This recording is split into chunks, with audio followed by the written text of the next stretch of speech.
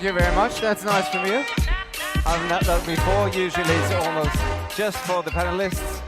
But next up we have a debate on programmatic and the rules that have changed, because obviously programmatic is growing and it's more important than ever for publishers to have full control over their revenue streams.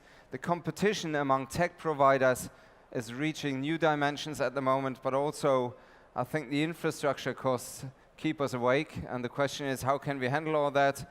And we've got a great panel who's talking about the importance of publishers and marketers to focus on the metrics that really matter. And although you don't see all the faces here up on the screen, I will tell you who's coming out on stage now for this discussion. Please welcome on stage, and you make some noise. I know you're a bit tired already, but come on, let's keep up with the show for the rest 1 hour.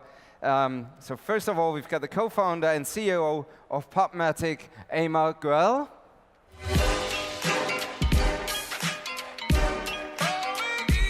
Then we've got from Trade Desk, the UK General Manager, Anna Forbes.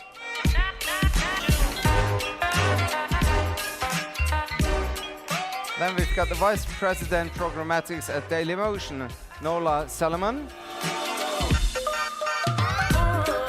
And the Director of Yield and Programmatic at New York Times, Jay Glogowski. There's the fan audience from this man. And then finally we've got a moderator. She's coming from Digiday, and it's Jessica Davis.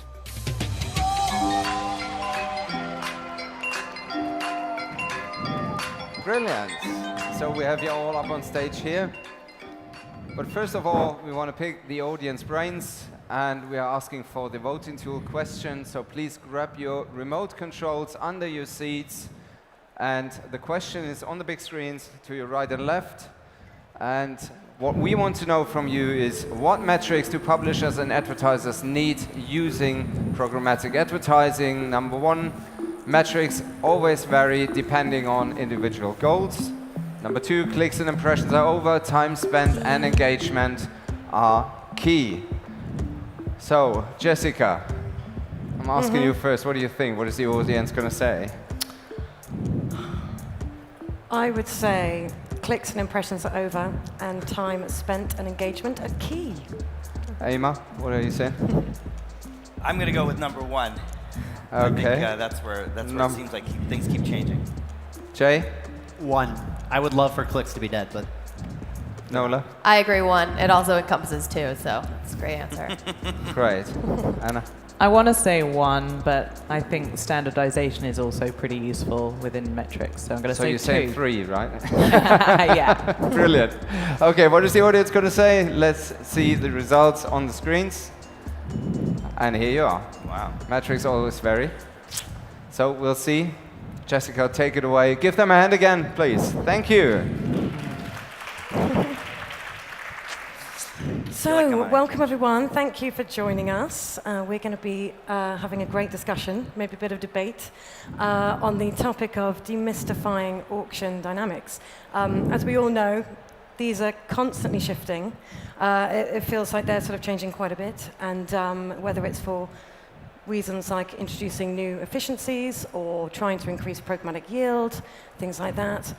But it can get a little confusing, so we're going to try and sort of crack into demystifying some of those.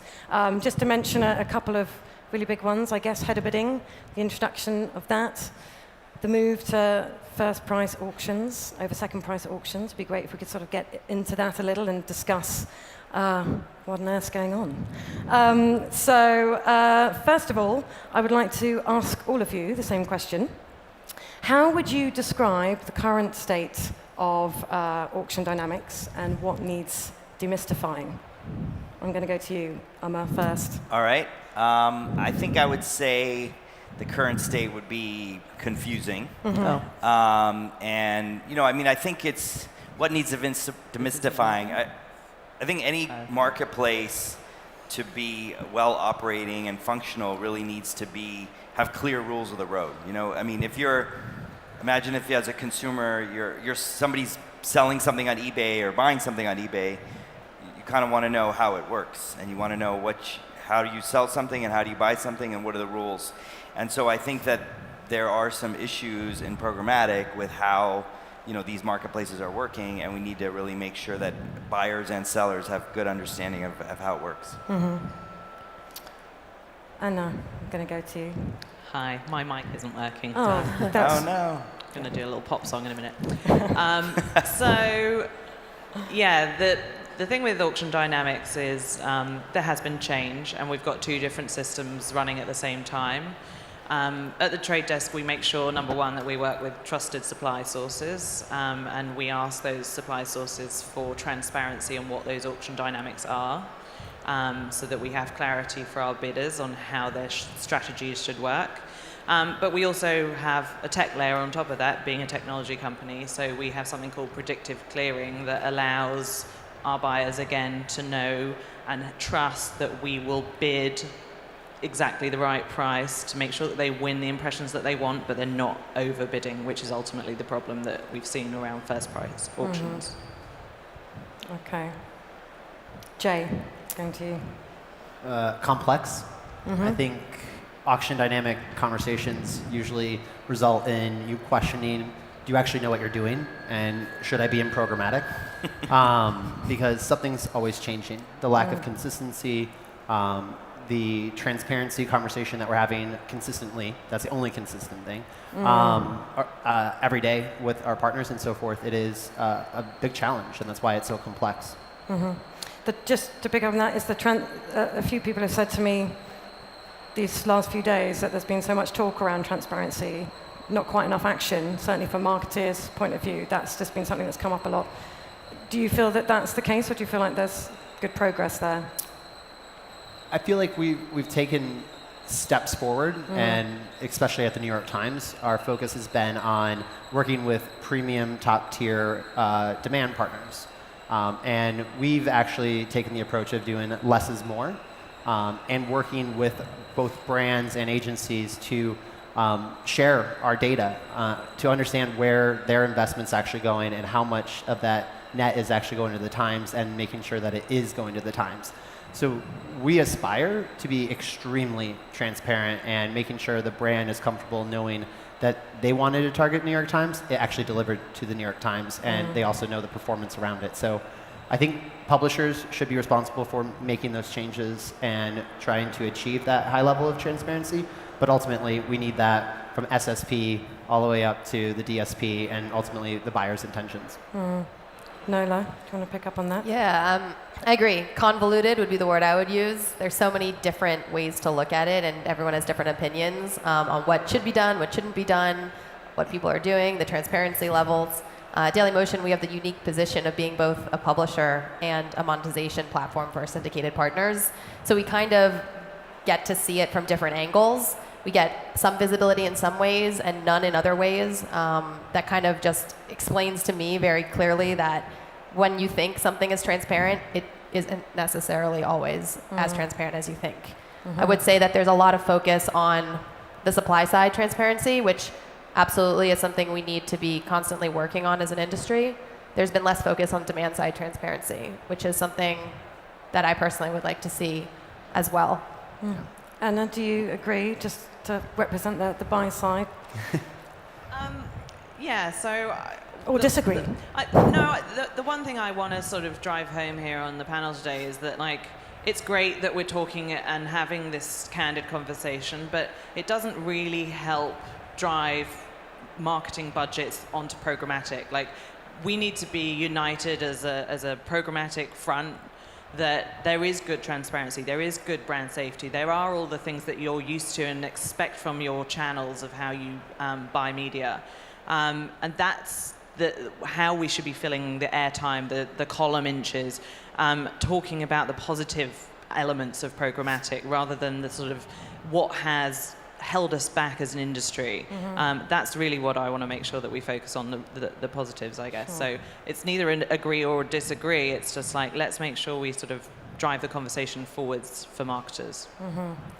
Nola, I'm just curious, like you mentioned more transparency than buy side, what does that mean to you, or like what are some of the things that you think about there? I'm just curious. Yeah, I mean, a very clear example is, we're sending out bid requests. what is being used, how is it being used, who's storing what, and how is that then either helping, the demand partner, the advertiser, the supply partner in any way. There's very little kind of visibility on what happens after that bid request is made and what's collected on any level of the chain. And like, it's technology, right? But it's also the people. Like, more times than not, I'm having conversations with buyers and they're screaming at us for not scaling, and I ask a simple question, and they're not willing to share what they're doing on their end as well. So both the technology portion of it, the systems need to be transparent, but also the people, right? And the goal should be for pubs to partner with brands to achieve their KPIs. So the people part actually has to improve as well, because transparency is more than just a platform. It's the people that build the tech in the first Yeah. place, right? So it all comes from those open, honest conversations, building trusted partnerships. So how does all of this confusion, lack of communication, sometimes manipulating auctions without perhaps disclosing to the buy side, the publisher side, we've seen examples of that recently with bid caching. How does all this confusion sort of prevent this progress in achieving better trust and transparency for both buyers and publishers? Jake? It introduces more uncertainty, right? And more questions. And more questions lead to uncovering more things. I don't think, I'll say right now, like, did it shock me these things are happening that I can't see? No, it doesn't shock me by any means. But I hope that, with bid caching being in the media, I hope that it doesn't just focus on one partner, but all of the partners to become more transparent and educate, right? And the education and training is so important from every level. And I think that's the part where I hope the outcome of that is more transparency across all of our partners, because after that was published, obviously I went and asked questions about it, and I asked all of our partners about it. It wasn't unique to just one.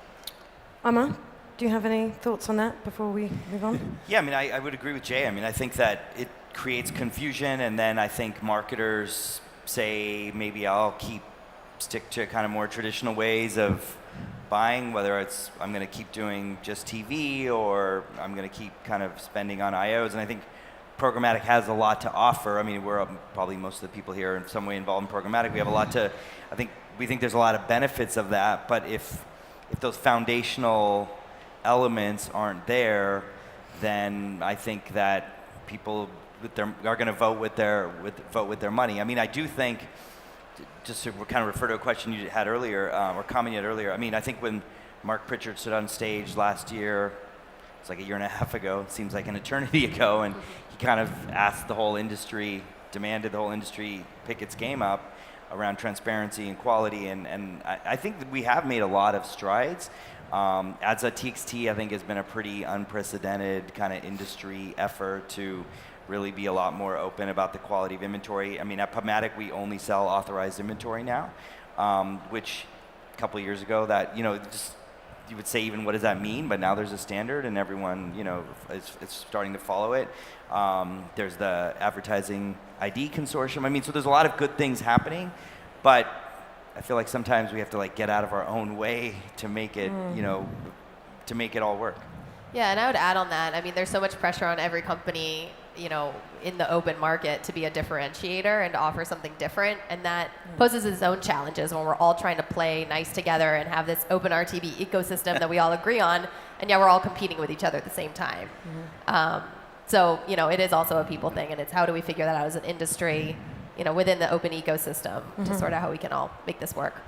So let's just talk through a little bit why we have some of these changes in auction dynamics, like first price and second price.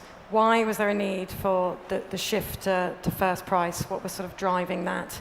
Anna? Header bidding. Yeah, it was header bidding. Yeah. Leveled the playing field, meant that there was more equal demand partners that could all bid at the same time for inventory. It's been a really good thing. I think it's really helped premium inventory come onto the open market, which again is a really positive thing. The difficulty, as I said before, is the fact that we've got two different pricing metrics at the same time. And so when you've got that, you get back to the uncertainty point that Jay mentioned. Like we need that transparency on the buy side to better understand what those bidding strategies should be, so that you're not underbidding and losing, or overbidding when you're winning, basically. Yeah, I mean, there's the inherent problematic of the buy side wants to spend the least, and the sell side wants to get the most in order to, make more money and keep the free press alive, which we all want to do. So, it was a good solution to help drive up prices for publishers, or CPMs for publishers, while also showing more transparency for buyers and giving like a real value to an impression. But it's not without its faults, and as Anna said, it's complicated when there's also a second mechanism of pricing available, and then all the in-between gray areas. I mean, it's not perfect yet, right? And I think I have a lot of times calls with brands that don't know the difference between them, or didn't even know that there was a difference. And one of the largest exchange out there is still on a second price, so it's going to continue to make it more confusing. And we saw some initial good findings from our performance when our SSPs switched over to first price. But after... Can you share those, Jay? No. We're public, so I have to be careful on that one. But we did see some initial momentum in our pricing coming from our SSPs that switched to first price.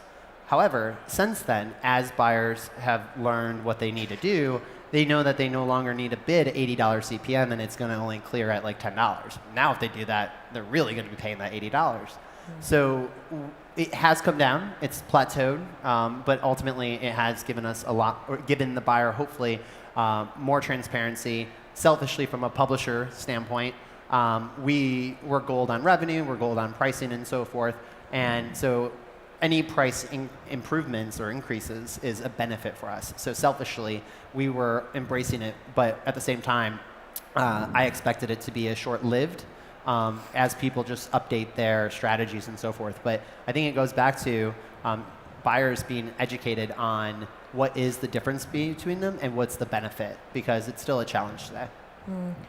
Amar? I mean, I maybe have like a slightly more aggressive point of view on this. I mean, we have pretty much moved to be a first price kind of auction marketplace, although we have a few large publishers that continue to want to run a second price model, and that's fine. We support it both, and we want to be super transparent about it, so we flag it in every bid request that goes out. It marks as first price, second price, where's the auction closing. But I think a little bit like bid caching, it was not done in a way I think that was best for the industry. Like it would have been great almost if the IAB Tech Lab had brought this up. There'd been a discussion period, a comment period. I mean, effectively you have at the time, let's say a $15 billion industry that one player said, oh, we're going to move to first price. And because header bidding, which has really changed everything, like Anna was saying, sort of everyone kind of went along, and publishers, wanted to make more money, which I can understand that motivation.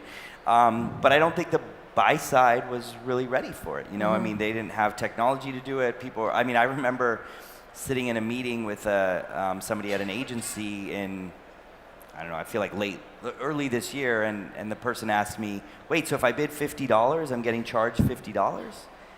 And I was like, yeah, but I think you should talk to your DSP about it. But it just happened all so quick that, I don't think, I mean, folks at agencies have a job to do. They're advertisers. I mean, they're not sitting there reading auction theory papers about first and second price.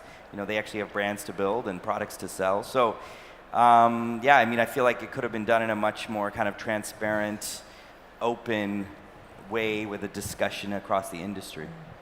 And just to put, I think we still want to encourage innovation, and that's the key thing here. Like, that's not what the industry is saying to that individual exchange, but like what we do want to encourage is, and enforce almost, is that transparency. Like, if you're going to do something innovative, tell everyone about it, because then we can manage it appropriately on behalf of our buyers.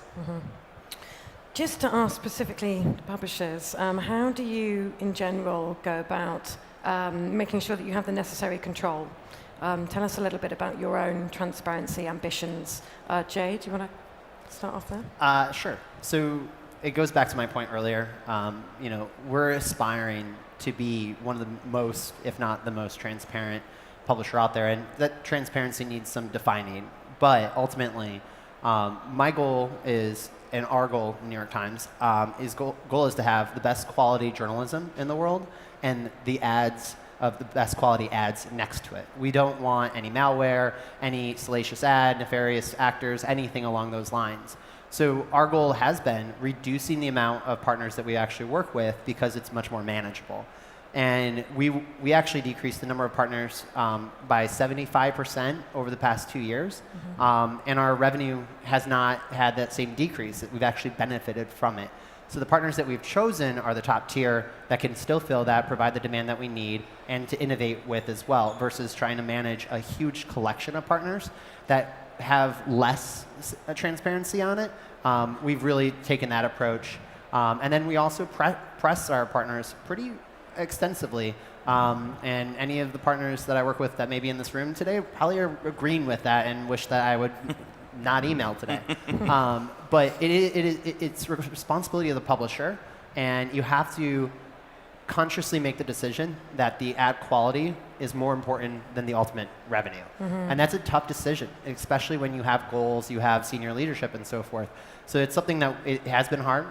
We've been partnering with agencies and buyers and brands on sharing data as well. So they know exactly what the net we received and that it came to the Times and not somewhere else. So, talking about only buying authorized inventory, it was a huge step for us because the Times has been domain spoofed, ad fraud, whatever we want to call it, by a lot. And we've done independent tests and so forth. So it is a good movement for us, and we've seen gains from that. Have you seen reductions in the amount that you're being domain spoofed, or? It is hard to test now because all of the partners that we're working with are only buying authorized inventory. So it's like that dark web that we can't measure as easily now. But we have seen, there's been benefits. It's hard to measure because the data is noisy. But we've seen improvement in both ad quality and the partner management that we work with, and then also the revenue.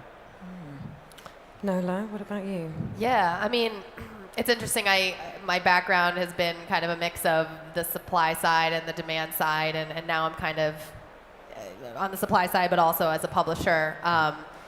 There's a lot that's asked out of publishers. A lot of things we need to implement in order to be able to function in this market and make money and be able to be programmatically enabled. So, with ads.txt, with viewability partnerships, fraud partnerships, these are all costs to the publisher. Oftentimes, there are fees that the publisher has to pay or an SSP has to pay. And this all detracts at the end of the day from the publisher's takeaway. So it sometimes feels like we have no control in an environment where we are supplying the space for the advertisements that everybody needs and wants.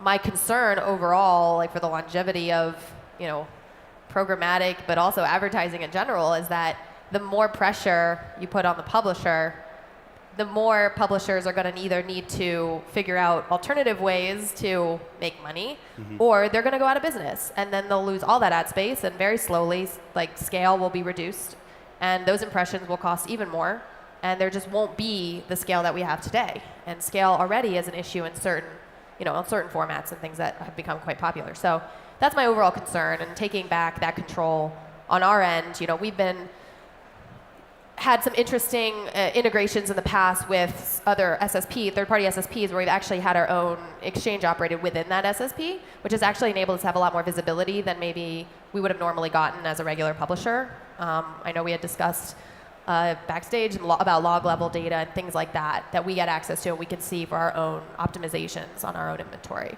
That's the kind of thing that the publisher should be able to do for themselves and make that ultimate decision about what their inventory should cost. Are you finding that when you ask for that log-level data, you're getting it from all partners, or is there some resistance? When we're asking it from partners, some partners are very happy to give it to us. Others are not so much.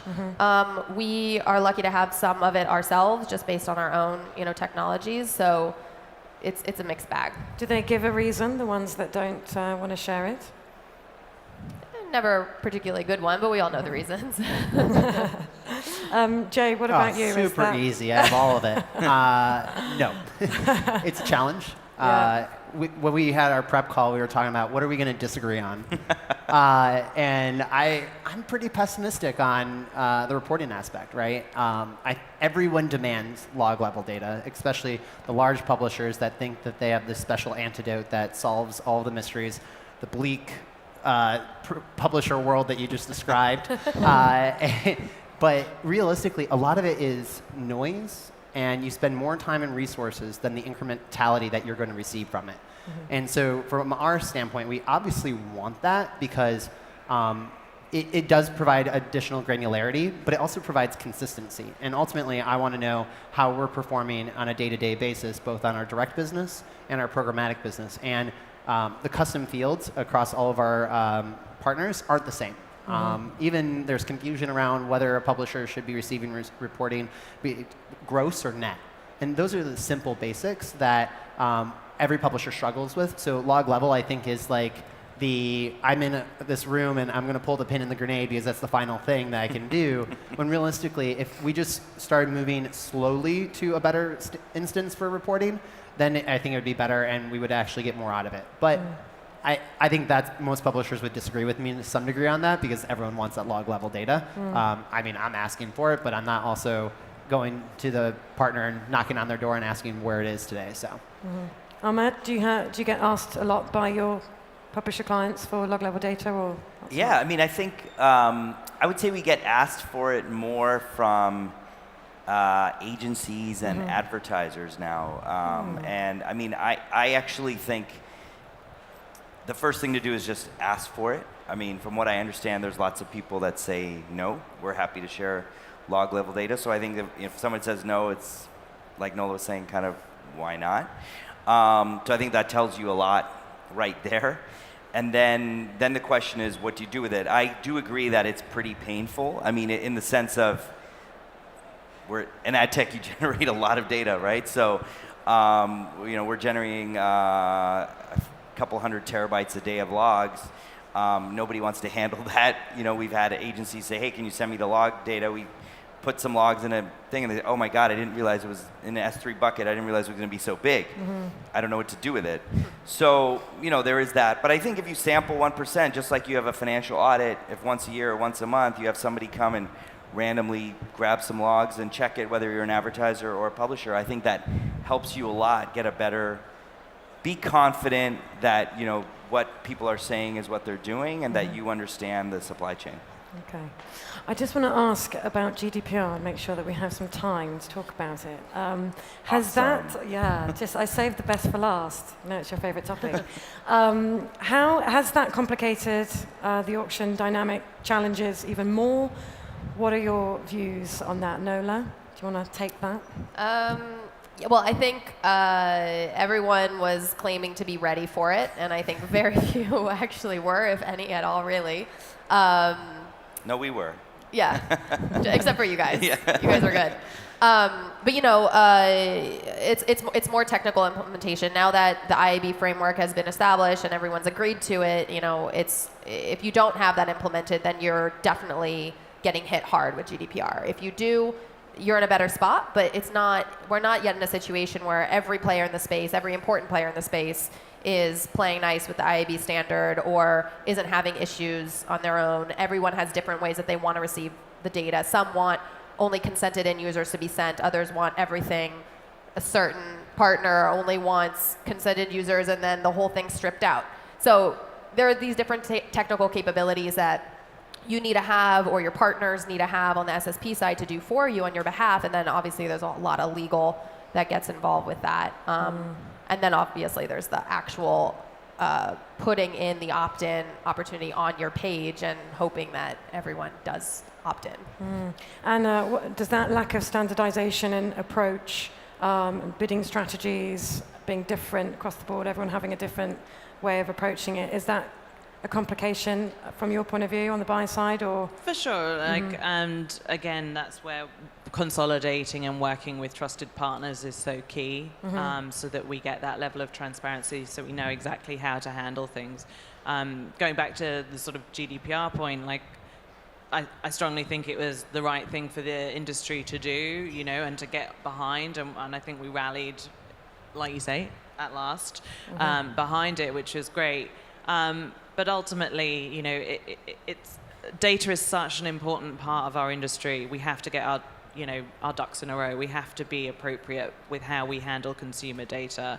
And so it's helped us sort of grow up as an industry. So it's been a bit painful for certain individuals, but, you know, again, it sort of helped us decipher who's able to cater to these larger industry requirements, I guess, as we grow up. Yeah. Okay. Jay, I'm very interested to hear a little bit about the New York Times' GDPR strategy. I know, obviously, you decided to take a cautious approach around the May 25th deadline and stop your programmatic ads on European pages temporarily, not temporarily. Can you update us? See, yeah, we're never going to put both our company and our subscribers, or even our non-subscribers that come to us every day, in jeopardy around their privacy. We want to respect that, and with that, we wanted to make sure we took the most conservative approach as everything evolved, because we're still talking about GDPR. It may happen a while ago, and that allows us more options and the ability to evolve our strategy over time. So we took a pretty public approach where we decided we are going to turn off programmatic, all personalized ads, any audience targeted, and so forth in the EEA region. And it's a little weird because in the States, it was like the sky was falling for a lot of publishers, and a lot of times traffic outside the US is a pretty small percentage. So some publishers were just putting up a hard wall. We don't exist here anymore. But we have a meaningful audience here. A large amount of our subscribers even are in the European Union. So we had to focus on what is most important to us, and it was the content for our readers and the subscriptions that come along with that. So we made a more conservative approach. But I mean, with that said, if you go on the New York Times in this room right now, you will get ads, and some of them are programmatic. So we're testing slowly, but it will take us a little bit more time to ramp up, and we're only working with one partner right now versus all the other partners that we work with today, or in the US. But the plan, I guess, is to eventually bring it back entirely, or will you just see how you go with the tests? I wouldn't say we would commit to that by any means. And I think GDPR is a good buzzword for 2018. However, you know, in a year or two, we also have California. So I think there's a lot of change that's going to continue happening, especially for the predominantly US publishers. Okay, I've heard our kicking off the stage music, so I'm going to come finally to you, Amar. What are your thoughts about GDPR complicating things? I think Jay brings. Oh, we've been cut off. They didn't like what I had to say or what I'm about to say. I think Jay brings up a really good point, which is, you know, GDPR is a buzzword, important initiative in 18, but now we've got the e-privacy directive sometime in the future. California has passed a pretty comprehensive legislation. So the way I kind of think about it is that we are in the start, or maybe 20% into an important journey around consumer choice, privacy, helping them understand the choices they're making. I don't think the consent frameworks that we have today do a great job of that. I mean, to be fair, I don't think most consumers know what a cookie is. So maybe the fact that they kind of get this little alert telling you you're getting tracked now is better than it was before. But I think some of the stuff behind that is still very difficult for the average consumer to understand. But it is better than maybe where we were, and hopefully we'll get there soon. Okay, we're going to wrap up. Thank you so much, Aubrey. Round of applause for our fantastic panelists. Well done. Thank you very much.